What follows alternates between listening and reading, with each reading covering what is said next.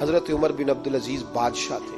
آواز دی, گھر میں بیٹھے, بیٹی پانی کا پیالہ تو لاؤ. بیٹی خاموش ہو گئی. ساتھ والا کمرہ بیٹی کا. پھر آواز دی, بیٹے سن رہی ہو؟ کہ ابا جی سن رہی ہوں, پانی کا پیالہ دینا. بیٹی خاموش ہو گئی. تیسری آواز دی تو زوجہ پانی لے کے آ گئی. نے کہا حضور پانی. حضرت عمر بن عبدالعزیز کو غصہ آیا, کہنے لگے بچے کس لیے ہیں, وہ خود کیوں نہیں آئی؟ اب اتنی نافرمان ہو گئی ہے کہ ایک پیالہ پانی کا باپ کو نہیں دے سکتی, کیوں نہیں آئی؟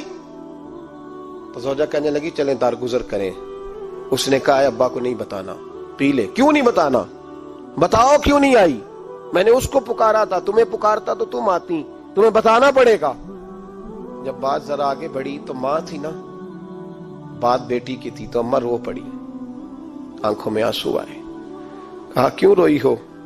کہنے لگی بیٹی کا پجامہ پھٹ گیا, دوسرا ہے نہیں, اور آپ لے کے بھی نہیں دیتے.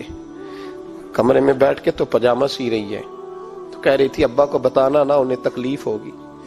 تو وہ اس کے پاس دوسرا ہوتا تو آ جاتی, ایک ہی تھا, تو اس لیے نہیں آئی. حضرت عمر بن عبدالعزیز اٹھے, سر سجدے میں رکھا, کہنے لگے یا اللہ تیرا شکر ہے, تو نے میرے بچوں کو بقدر ضرورت روزی عطا فرمائی ہے. یا اللہ تیرا شکر ہے. ایک روایت میں نے پڑھی, کلیجہ منہ کو آیا.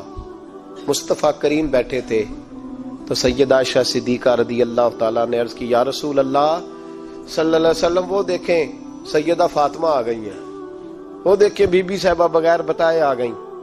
حضرت فاطمہ الزہرا آئی, حضور نے فرمایا فاطمہ بغیر اطلاع کے؟ حضور چھوٹا سا کام تھا. کیسے آئی ہو؟ تو بی بی صاحبہ نے نا, عورتوں کا پلو ہوتا ہے نا چادر کا, پلو کھولا تو ایک روٹی بندھی ہوئی تھی, ایک روٹی چادر میں.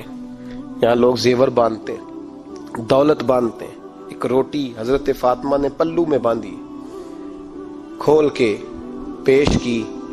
کہ بیٹے یہ کیا ہے؟ کہ ابا جی کئی دنوں سے گھر میں روٹی نہیں پکی تھی, آج علی کچھ جون لائے تھے, پیسے ہیں, چند روٹیاں بنی ہیں, تو بچوں نے تو کھا لیا, تو میرے سامنے بھی ایک روٹی آئی تھی, میں نے لقمہ توڑا ہے تو مجھے خیال آیا پتہ نہیں مصطفیٰ نے کھایا ہے کہ نہیں کھایا, پتہ نہیں حضور نے روٹی کھائی ہے کہ نہیں. تو حضور میں لے کے حاضر ہو گئی ہوں, مہربانی فرمائے. تو فرمایا بیٹے بیٹھ جا. حضرت فاطمہ بھی بیٹھ گئی. سیدہ عائشہ کہتی ہیں حضور بھی بیٹھ گئے. فرمایا فاطمہ کتنے دنوں سے نہیں کھایا؟ عرض کی حضور 3 دن سے. فرمایا بیٹے میں نے 5 دن سے نہیں کھایا, آ جا.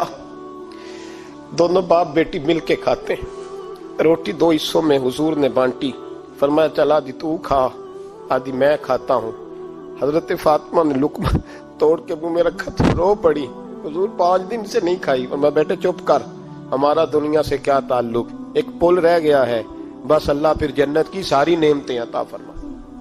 رونے والی بات ہی نہیں ہے اس میں, بس ہمارا کیا تعلق, ایک پل ہے, پھر مالک بڑا کچھ عطا کرے گا. او بھائی, جو کائنات کے مالک و مختار تھے, جو ابرو کا اشارہ کرے تو حضرت جبریل جنت کی نعمتیں لے کے آ جائیں, انہوں نے تو دنیا کی جانب توجہ ہی نہیں کی, ان کا تو خیال ہی نہیں آیا. دنیا ہی دنیا, دولت ہی دولت, ہر آدمی دولت کے ترازو میں تلنے لگا ہے. اب تو کلیجہ پھٹتا ہے. اب تو لوگ پوچھتے ہیں, اور میں کبھی کبھی بڑا مجبور ہوتا ہوں, آزمائش میں آ جاتا ہوں. لوگ کہتے ہیں جناب آپ سے کچھ قرآن کی آیات سننی ہے, آپ کتنے پیسے لیں گے؟ کچھ حدیثیں سننی ہیں, کیا اس کا معاوضہ ہوگا؟ آپ سے اس نبی کا نام سننا ہے جس کا آپ کھاتے ہیں, جس کے نام پر آپ نے عزتیں لی ہیں, ان کا نام سننا ہے. آپ کا ریٹ کتنا, آپ کتنے میں بیچیں گے؟ وہ نعت جو غذا ہے وہ کتنے میں بکے گی؟